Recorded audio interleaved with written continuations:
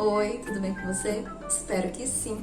Nessa aula eu vou falar sobre aquelas histórias mais recomendadas para as crianças ali de 2, 3 anos, ou melhor, a partir dos 2 anos, né? E para essa faixa de idade, a partir daí, ainda valem os contos curtos que eu mostrei para vocês no vídeo anterior.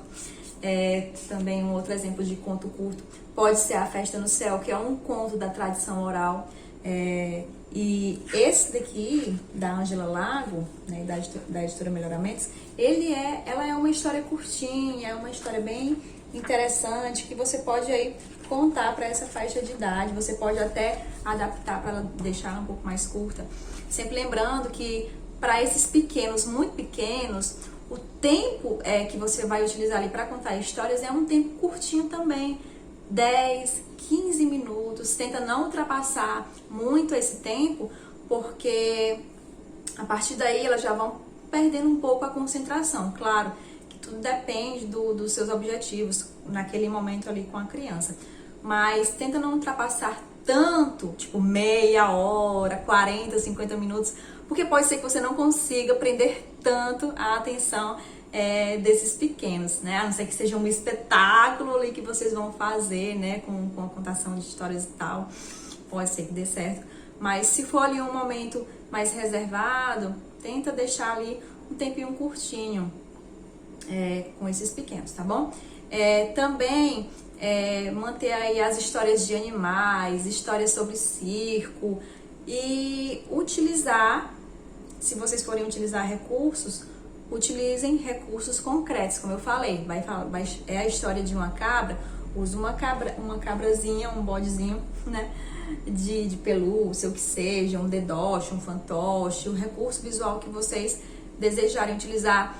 Utilizem-se também das onomatopeias, como eu falei, né, miau, miau, au, au, au, au, au, au, mu, porque aí você dá aí um brilho, um tom muito bacana para a história que você está contando, certo? Vocês também podem se utilizar, por exemplo, de brinquedos que rodeiam essa criança para contar histórias para essa criança, certo? Contanto que, claro, aqueles brinquedos ali, eles estejam dentro da história, para também não destoar e fazer com que a criança, meu Deus, por que ela tá usando isso aí? Não tem nada a ver com a história. Talvez ela pense assim, talvez não, né?